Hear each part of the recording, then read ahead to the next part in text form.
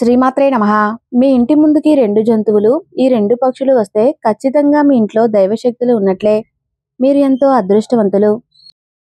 మన హిందూ పురాణంలో దైవానికి చాలా ప్రాముఖ్యత ఉంది. అయితే మన ఇంట్లోకి దైవశక్తులు వచ్చే ముందు కొన్ని సంకేతాలను తెలియజేస్తాయి. ఆ సంకేతాలు మనం ఎలా తెలుసుకోవాలి అనే సందేహం అందరికీ ఉంటుంది. అయితే దైవశక్తులే మనకు ఆ సంకేతాలను తెలియజేస్తాయని మన పురాణాలు చెబుతున్నాయి. అయితే ఆ సంకేతాలు ఏమిటి? మనకు ఆ సంకేతాలు ఎలా తెలుస్తాయి అనే విషయాల గురించి ఈ వీడియోలో తెలుసుకుందాం. మీ ఇంటి ముందుకు కాకులు, కుక్కలు, ఆవులు, పావురాలు, నెమలి వస్తే కనుక జరిగేది ఇదే.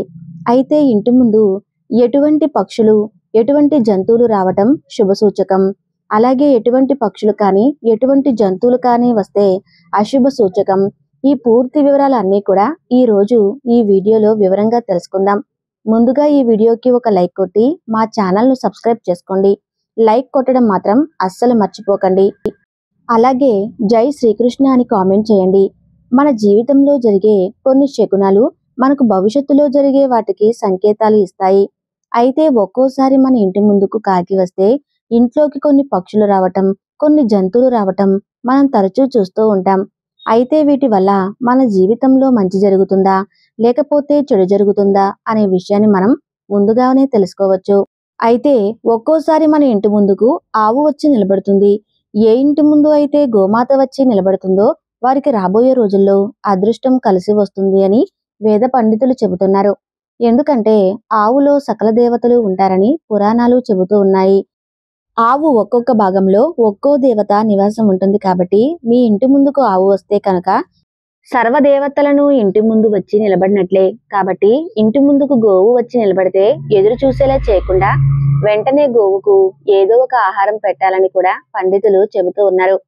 ఒకవేళ మీ ఇంట్లోకి అకస్మాత్తుగా నల్లచీమలు రావటం ప్రారంభమైతే కూడా అది లక్ష్మీదేవి మీ ఇంట్లోకి అడుగు పెడుతుందని, మీకు ఎక్కువగా డబ్బు లభించడానికి సంకేతం. కాబట్టి మీ ఇంట్లో నల్లచీమలు కనిపిస్తే వాటికి పంచదారని వేస్తే చాలా మంచిది. కానీ వాస్తుశాస్త్రం ప్రకారం ఎరుపు రంగు చీమలు ఇంట్లో ఉంటే కనుక దురదృష్టంగా భావించడం జరుగుతుంది. నల్ల చీమలు మాత్రమే మీ ఇంటికి అదృష్టాన్ని తీసుకువస్తాయి. లక్ష్మీదేవి రాకకు అవి సంకేతం. అలాగే ఏదైనా పక్షి వచ్చి మీ ఇంటి దగ్గర గూడు కట్టుకుంటే అది చాలా శుభసూచకంగా పరిగణించడం జరుగుతుంది. పక్షి గూడు కట్టిన ఇంట్లో విపరీతమైన ధన ప్రవాహం ఉంటుంది. పక్షుల గూడు మీ ఇంటి దగ్గర ఉంటే మీకున్న దురదృష్టం కూడా అదృష్టంగా మారుతుంది. కాబట్టి మీ ఇంటి ఆవరణలో కానీ, మీ ఇంట్లో కానీ పక్షి గూడు కట్టుకుంటే దాన్ని చితపడానికి ఎట్టి పరిస్థితుల్లోనూ కూడా మీరు ప్రయత్నం చేయకూడదు. అలాగే కోతి మన ఇంట్లోకి వచ్చి మన పూజా గదిలో ఉన్న పలహారాలను తీసుకుని వెళ్ళిపోతే కూడా అది అదృష్టంగా భావించాలి. ఆకస్మిక ధన ప్రాప్తి ఇంట్లో కలుగుతుందని అర్థం. అలానే గబ్బిలాలు ఇంట్లోకి వస్తే మాత్రం అది చెడు సంకేతమని జ్యోతిష్య శాస్త్ర నిపుణులు చెబుతూ ఉన్నారు. కాబట్టి గబ్బిలాలు ఇంట్లోకి రాకుండా మీరు జాగ్రత్త పడాలి. ఒకవేళ పొరపాటున మీ ఇంట్లోకి గబ్బిలాలు వస్తే ఎట్టి పరిస్థితుల్లో వాటిని చంపకూడదు. ఒకవేళ మీ ఇంట్లోకి గబ్బిలం వస్తే మీ ఇల్లంతా కూడా పసుపు నీళ్లు చల్లి ఇంటి మొత్తాన్ని శుద్ధి చేసుకోవాలి. గబ్బిలం రాక వల్ల వచ్చే దోషాలు అన్నీ కూడా ఈ విధంగా చేయటం వల్ల ఖచ్చితంగా తొలగిపోతాయి. గబ్బిలాన్ని ఇంట్లో నుండి బయటకు తరమండి. అంతేకాని దాన్ని ఎట్టి పరిస్థితుల్లో కూడా చంపకూడదు. అలాగే చాలా మంది ఇళ్లల్లోకి పావురాలు కూడా వస్తూ ఉంటాయి. తరచూ మీ ఇంటి ముందు పావురాలు వస్తే మాత్రం అది లక్ష్మీదేవి రాకకు సంకేతమని వేద పండితులు చెబుతూ ఉన్నారు. కాబట్టి మీ ఇంటి ముందుకు పావురాలు వస్తే వాటికి బియ్యం గింజలని ఆహారంగా వేయండి. ఇలా చేయటం వల్ల లక్ష్మీదేవి యొక్క అనుగ్రహం మీ పైన, మీ ఇంటి పైన ఉంటుంది. ఎందుకంటే పావురాన్ని లక్ష్మీదేవి భక్తుడిగా భావిస్తారు. కాబట్టి మీ ఇంటి ముందుకు పావురాలు వస్తే వాటికి బియ్యం గింజలని ఆహారాన్ని వేయండి. ఇలా చేయటం వల్ల లక్ష్మీదేవి యొక్క అనుగ్రహం మీ పైన, మీ ఇంటి పైన ఉంటుంది. అలాగే ఇంట్లో ఉన్న వారికి అనారోగ్య సమస్యలు తగ్గిపోతాయి. అలాగే మీ జాతకంలో ఉన్నటువంటి గురు, బుధ గ్రహాలు బలపడి మీ ఇంట్లో పాజిటివ్ ఎనర్జీ కూడా పెరుగుతుంది. అలాగే మీ ఇంటి దగ్గరికి పిచ్చుకలు వచ్చి గూడు కట్టుకుంటే కూడా మీ ఇంటికి రెట్టింపు సంపద వస్తుందని మీరు అర్థం చేసుకోవాలి. ఇంట్లోకి పుచ్చుగులు వస్తే మాత్రం అది లక్ష్మీదేవి రాకకు సంకేతం. తద్వారా మీరు ఆర్థిక సమస్యల నుండి ఉపశమనాన్ని పొందగలుగుతారు. ఇంటి దగ్గరకు వచ్చిన పక్షులకు మాత్రం బియ్యం గింజలు వేస్తే ఎంతో పుణ్యం వస్తుంది. మీకు బయట ఎక్కడైనా గుడ్లగూబ కనిపిస్తే త్వరలోనే మీరు ధనవంతులు కాబోతున్నారని దానికి సంకేతం. గుడ్లగూబ కనిపిస్తే లక్ష్మీదేవి మీ ఇంట్లోకి ప్రవేశించబోతుంది అనడానికి అదొక శుభ సంకేతంగా పరిగణించబడుతుంది. ఒకవేళ మీ ఇంటి ముందు కాకి వచ్చి పదే పదే అరుస్తూ ఉంటే మీ ఇంటికి బంధువులు వస్తారని అర్థం. అయితే ఒక కాకి అరిస్తే ఏమీ పర్వాలేదు, కానీ ఎక్కువ కాకులు మీ ఇంటి ముందుకు వచ్చి ఒకేసారి అరిస్తే మాత్రం అది అశుభమని పండితులు చెబుతున్నారు. మనం బయటకు వెళ్తున్నప్పుడు మీ కుడివైపు నుండి కాకి వెళితే మీరు వెళ్లే పనిలో ఖచ్చితంగా విజయం సాధిస్తారని అర్థం చేసుకోవాలి. అలాగే చనిపోయిన మన పూర్వీకులు కాకి రూపంలో తిరుగుతారని నమ్ముతారు. మనం బయటకు వెళ్ళేటప్పుడు కాకి వచ్చి అరిస్తే మీరు చేపట్టే పనులు విజయవంతంగా పూర్తి చేస్తారని సంకేతం. అలాగే తెల్లవారుజామున సూర్యోదయం సమయంలో మీ ఇంటి దగ్గరికి కాకి వచ్చి అరిస్తే మీ ఇంట్లో దేవతలు తిరుగుతున్నారని దానికి సంకేతం. కాకి గనక మీ తలపై వాలితే మీకు ఏదో ఒక చెడు జరగబోతుందని సంకేతం.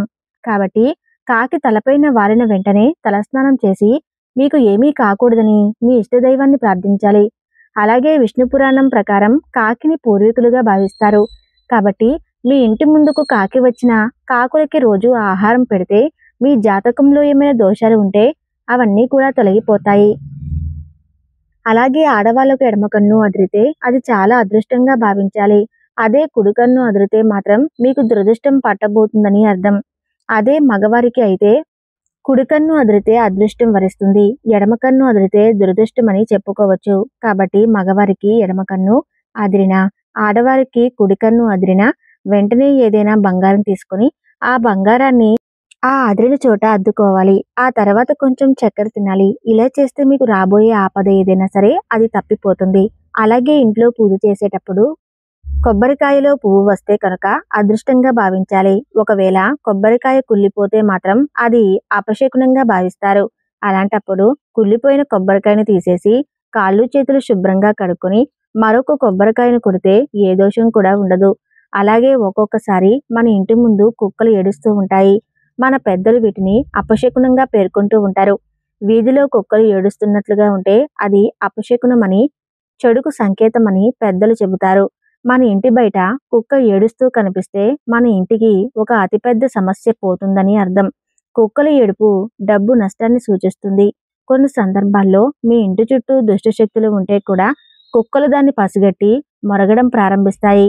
మీ ఇంటి ముందు కానీ మీ ఇంటి దగ్గరలో కానీ కుక్క ఏడ్చినప్పుడు ఓం నమశివాయ అనే మంత్రాన్ని 108 సార్లు జపించండి. ఇలా చేస్తే మీకు రాబోయే రోజుల్లో ఏ దోషాలు ఉండవు. అలాగే మీరు తక్కువ సమయంలో ధనవంతులు కావాలి అంటే ఉదయాన్నే నిద్రలేవగానే ముందుగా మీ అరచేతులను చూసుకుని తర్వాత తులసి మొక్కను చూడండి. తర్వాత తులసి మొక్కకు నమస్కారం చేసుకుని మీ పనులు ప్రారంభించండి. ఇలా చేయటం వల్ల లక్ష్మీదేవి ప్రసన్నురాలవుతుంది. అలాగే బల్లి మీద పడితే అశుభంగా భావిస్తాం. అయితే బల్లి వల్ల శుభ సూచకాలు కూడా ఉన్నాయి.